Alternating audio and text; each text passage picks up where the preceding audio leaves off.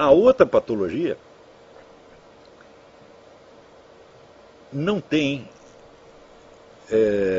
nenhum correspondente nessa dinâmica interior que nós estamos falando, mas ela surge de deficiências neurológicas, traumas cerebrais causados ou por acidente, ou por doença, ou por uma má configuração hereditária. Isto acontece. Isto é um fenômeno objetivamente verificável. E a forma que ele assume é da simples inexistência do sentimento moral, inexistência do sentimento de culpa, e inexistência do outro sentimento que, vamos dizer, que faz par e está sempre acompanhado com o sentimento de culpa, que é o sentimento de piedade e de identificação com o outro ser humano. É isso?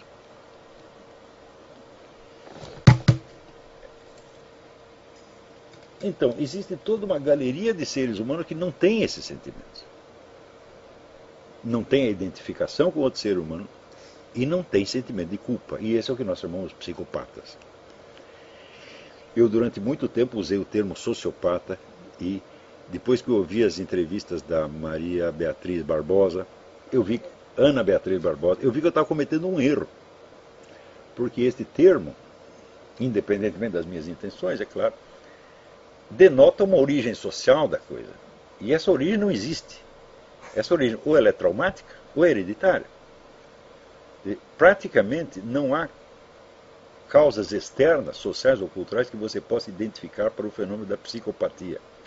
Mas esse fenômeno pode ser diagnosticado por meio da neurofisiologia cerebral. E essa, não em todos os casos, existem vários tipos de psicopatias e tem uma que se chama psicopatia essencial. E nesta se pode identificar, vamos dizer, o fator neurofisiológico presente. Então, como é que se faz isso? Se exibe para o paciente várias cenas que, em princípio, deveriam comovê-lo. Tá certo? E nas pessoas normais, as áreas do cérebro que são correspondentes, vamos dizer, à produção das emoções, então aparecem ativadas. Porém, em certas pessoas, não é esta área que é ativada quando elas veem essa cena, é a área linguística. Então, isto quer dizer que, para elas, vamos dizer, o elemento que normalmente suscitaria piedade numa pessoa normal, suscita nelas a representação verbal dos conceitos correspondentes, e só dos conceitos. Isso quer dizer o seguinte: as pessoas sabem o que é a piedade, elas só não a sentem pessoalmente. E isto configura, então, vamos dizer, evidentemente, a psicopatia. A grande obra sobre a psicopatia é esta aqui, Poneurologia Política, do psiquiatra polonês Andrzej Lobaczewski. Este trabalho surgiu durante o regime comunista na Polônia, quando, nas faculdades de psicologia e medicina, o Partido Comunista colocou certos agentes, chamados secretários políticos, para orientar o ensino de psiquiatria e psicologia nas bases, da doutrina partidária. E, evidentemente, eram pessoas que não entendiam absolutamente nada de medicina nem de psicologia, e que chegavam lá com aquele discurso ideológico, que de início causava risos, mas depois, quando a coisa começou a se impor, todo mundo começou a ficar com medo, e você não ousava contraditar aquilo. Primeiro não ousava contraditar em público, depois não ousava contraditar entre seus amigos, e depois tinha medo de pensar alguma coisa contra. E Lobaczewski observou que vários dos seus colegas, depois de 1 ano ou 2 desse tratamento, já tinham mudado de personalidade, estavam repetindo aquele discurso, tá certo? E estavam realmente se voltando contra as bases da ciência psicológica e psiquiátrica. Então ele e um outro grupo de amigos decidiram, falaram: bom, peraí, como é que nós vamos nos adaptar a essa situação? Nós mesmo estamos passando por esse massacre psicológico, Como nós vamos nos defender disso?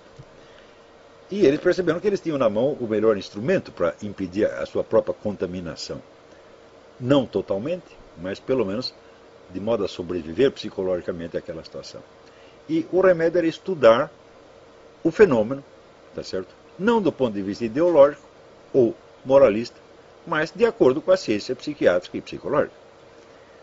Tá certo? Então, passaram décadas estudando o fenômeno da psicopatia, tá certo? E especialmente da sua versão, que é a versão macrosocial, que é quando, vamos dizer, um grupo excessivo de pessoas, de psicopatas, se torna dominante na sociedade e provoca mudanças psicológicas na sociedade inteira.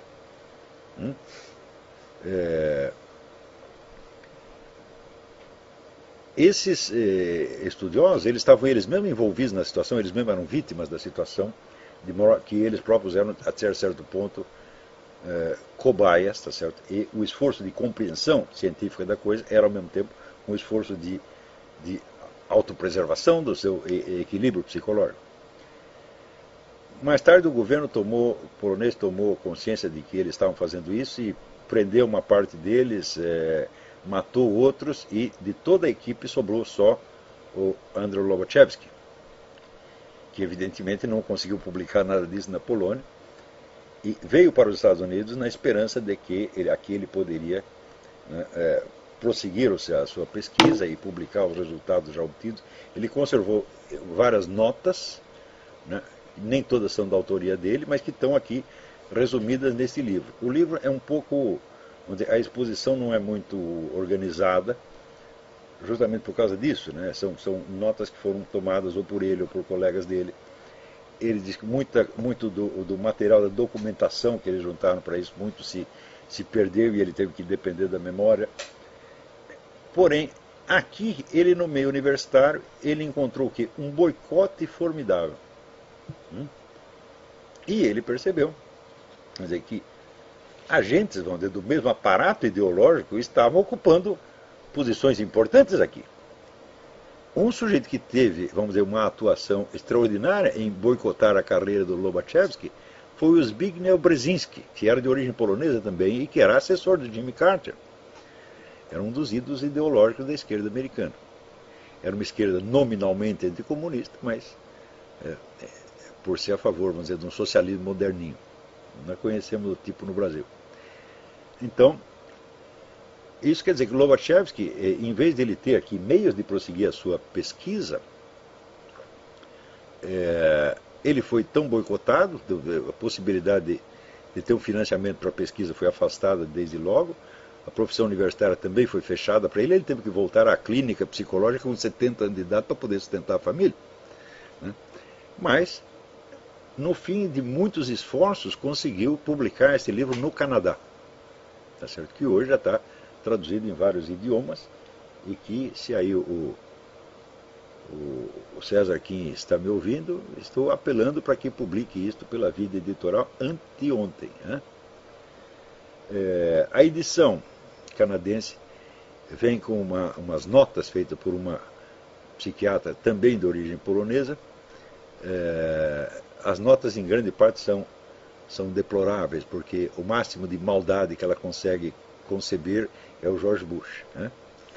Então, como era característico dos americanos, o americano tem uma vida muito confortável, então o mal que ele imagina, né, é sempre de escala pequenininha. Então, o termo ponerologia vem do grego poneros, quer dizer o mal. Então, é um estudo, vamos dizer, das dimensões psiquiátricas do mal moral. Então, por que existem pessoas que praticam o mal sistematicamente? Tá certo? O mal, vamos dizer, em dimensões maiores do que uma pessoa normal consegue. Tá certo? Então, é eminentemente uma descrição do tipo do psicopata, tá certo? E da articulação dos psicopatas em grupos, tá certo, de ação social e política, que acabam, por exemplo, por adquirir o controle hegemônico da sociedade. Não necessariamente o poder político, mas o controle hegemônico, ou seja, o controle cultural, mental, por assim dizer, fazendo com que toda a sociedade se torne, não psicopata, evidentemente, mas desenvolva uma série de características que ele, em parte, chama histeriformes, ou seja, as pessoas começam a reagir, não ao que acontece, mas àquilo que elas imaginam, tá certo? E a desenvolver outras características, sobretudo de depressão da inteligência moral, do discernimento moral. Então, isso evidentemente, você observa que isso está acontecendo no Brasil, dentro dos nossos olhos. E justamente, quando aparece uma geração de líderes psicopatas, estes que já não têm o sentimento moral de maneira alguma, fornecerão àqueles outros todos os meios possíveis de reprimir e extinguir a sua consciência moral. E aparecerão como a solução dos seus conflitos. Está entendendo? Então, isso quer dizer que um grupo de... as pessoas, vamos dizer, que são ainda normais, neuróticas, mas normais, vamos dizer, que têm conflitos, ou conflitos morais sérios, ou conflitos neuróticos, que há uma diferença aí,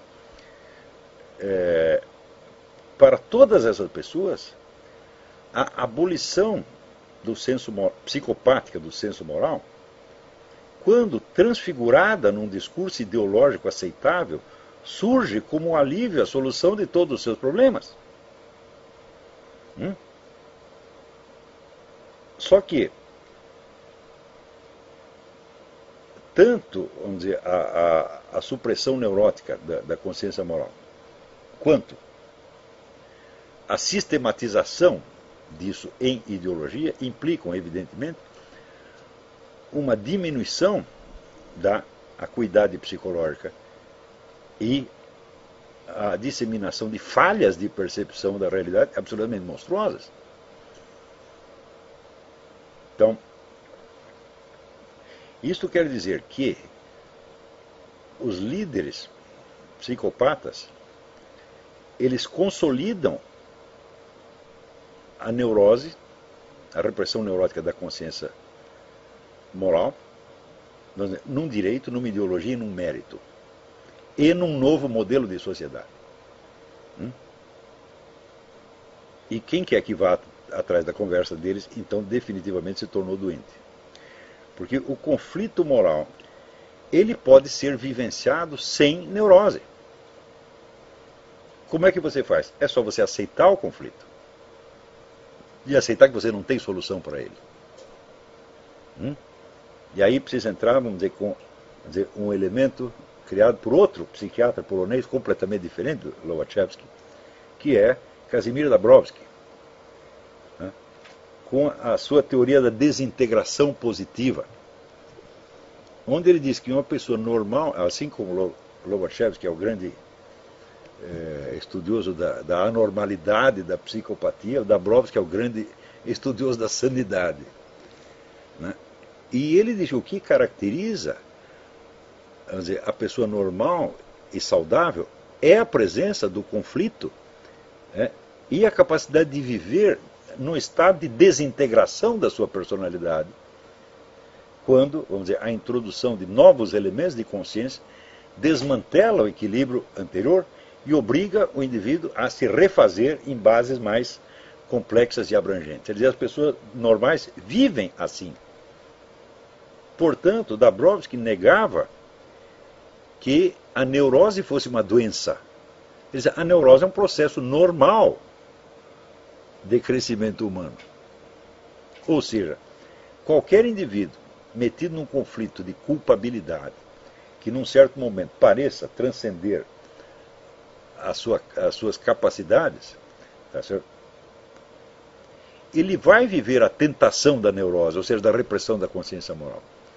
Essa tentação está presente em todos nós. A simples existência de uma culpa insuportável nos induz a isso. Onde houver a culpa, haverá, portanto, já em germe a repressão da consciência moral e, portanto, a neurose. Ela já está ali presente. Tá certo? Ou seja, a estrutura conflitiva ela já está dada.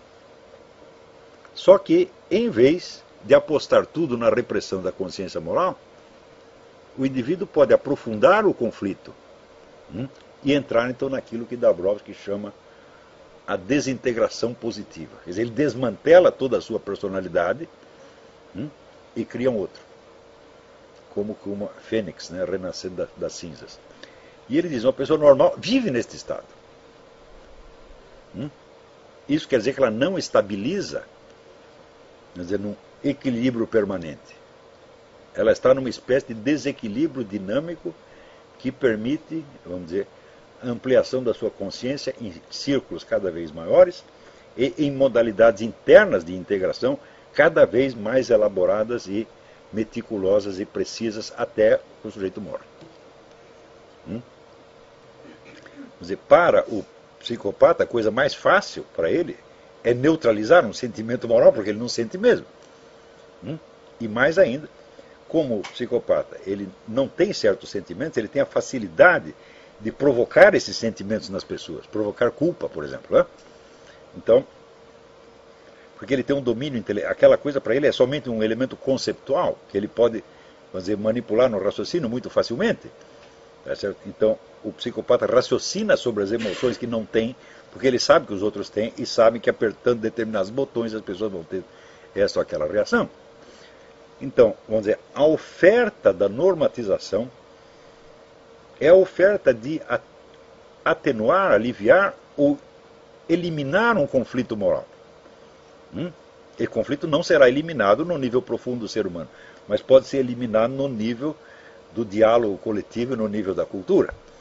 Então o conflito continua, mas ele é inexistente. Então a persistência dos sentimentos ruins que estão no fundo terá que ser explicada por outros motivos. Que motivos são estes? Os construtos culturais moralizantes que nos condenam. Quando, na verdade, a coisa mais óbvia é o seguinte, é que o fato de uma conduta ser condenada externamente não implica de maneira alguma que você introjete essa condenação e a transforme num elemento conflitivo interno. Então não é porque as pessoas estão falando mal de certa coisa que você vai se sentir culpado por aquilo. Às vezes sim, às vezes não. Você está entendendo? Então, o conflito interno é uma coisa e o debate social é outra coisa. Sim, é outra completamente diferente. Sobretudo se a sentença condenatória que está circulando pela sociedade é uma coisa que você rejeita. Então, como você poderia dizer que o seu conflito interno é causado por preconceitos que os outros têm? Isso é inteiramente absurdo. Só os seus próprios preconceitos podem criar conflito interno. Fora disso é um conflito externo, um conflito seu com a sociedade, é outra coisa completamente diferente. As duas coisas já vêm aí confundidas. Então, isso significa que, tentando abolir por meio do discurso ideológico os conflitos internos de ordem moral, a liderança psicopática induz a militância neurótica a jogar sobre terceiros, a culpa dos seus conflitos interiores.